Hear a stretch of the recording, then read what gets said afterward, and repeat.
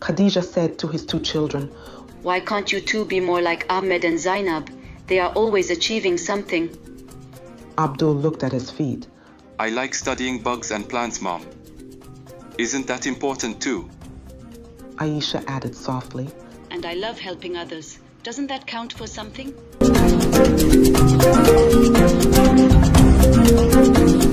Once upon a time in the village of Kajola, there lived Khadija and her two children, Abdul and Aisha. They lived in a simple house decorated with colorful cloths.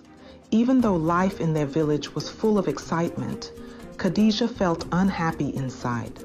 She often compared her kids to those of her neighbor, Fatima. Fatima's children, Ahmed and Zainab, were stars in Kajola.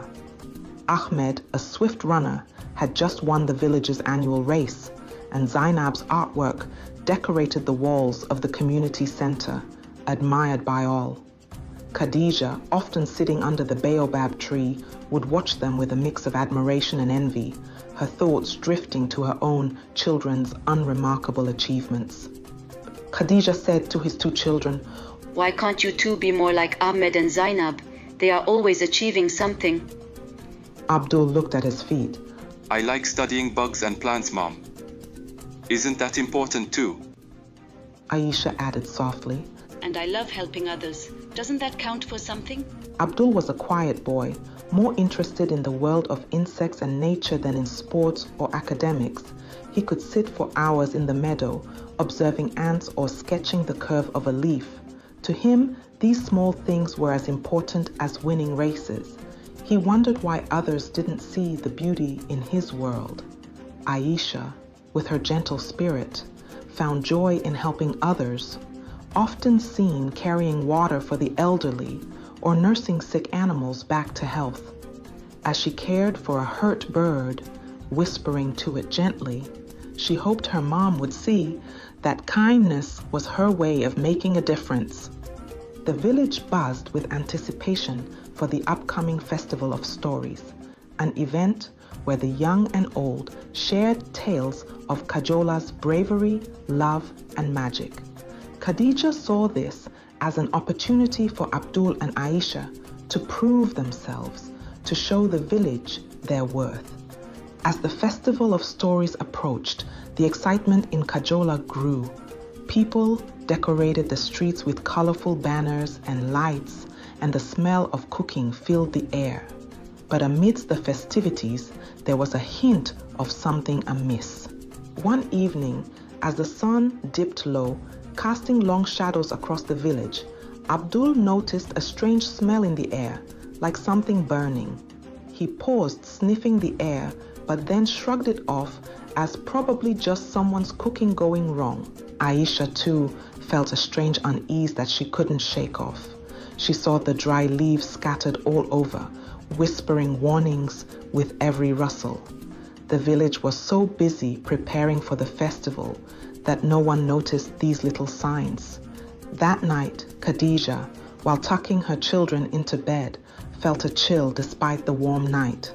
She looked out the window at the darkening sky and felt a twinge of worry, but brushed it aside, thinking about the next day's celebrations. On that fateful evening, just as the sun set in a blaze of red, tragedy struck. Fatima's house caught fire. In a frantic rush, the villagers hurried to extinguish the fire, their actions a chaotic mix of loud shouts and the noisy clash of buckets. Amidst this confusion, Abdul and Aisha's instincts stood out. Abdul shouted, "Follow me, everyone. I know a quick way to the river."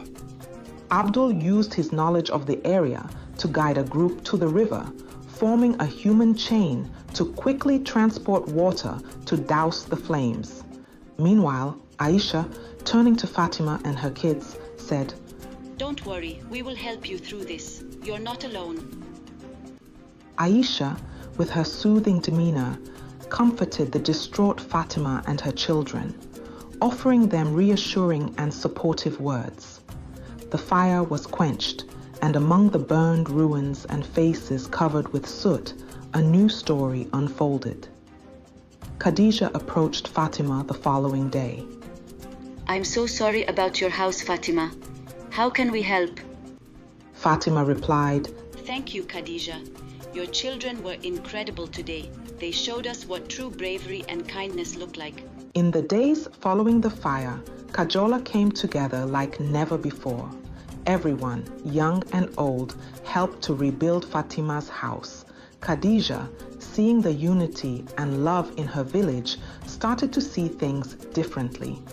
One afternoon, as the new walls of Fatima's house rose from the ashes, Khadija sat with her children, watching the villagers work together. You know, Khadija said, turning to Abdul and Aisha, I've been thinking a lot about the fire and how you both helped so much. I realize now that I was wrong to compare you to anyone else. Abdul smiled, his eyes lighting up. It's okay, Mom. We all learned something that day. Aisha nodded. Yes, we did. Everyone has something special to offer, no matter how big or small. The village elder, Baba Gabenga, walked over and sat with them. Khadija, your children showed us that being a hero isn't always about winning races or having your name up in lights. It's about courage, kindness, and quick thinking. Khadija hugged her children.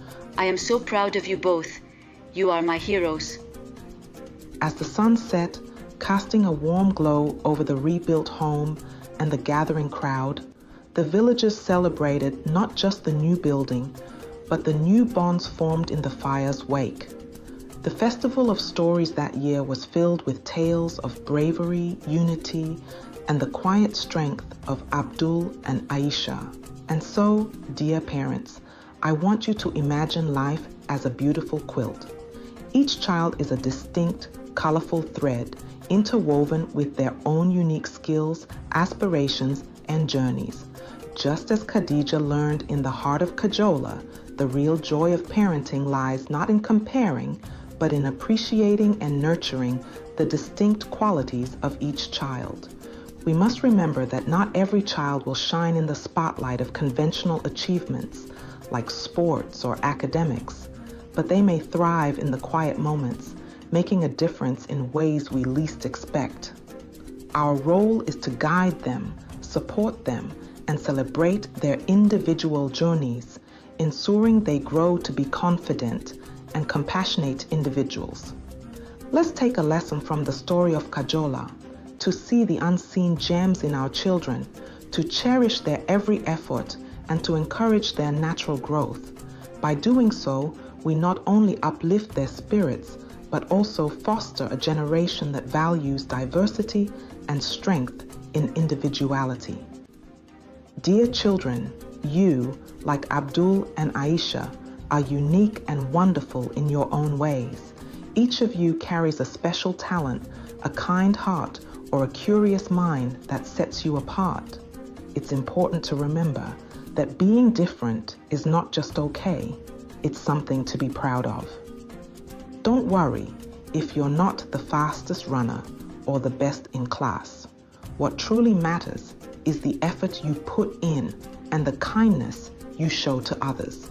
Your worth is not measured by trophies or grades, but by the love, courage, and resilience you demonstrate. Let the story of Abdul and Aisha inspire you. Embrace your strengths, no matter how quiet or loud they may seem. And remember, every one of you has something valuable to contribute, shining brightly in your own unique way. If you enjoyed it, please like, share, and comment on what you've learned. Till next time, be blessed.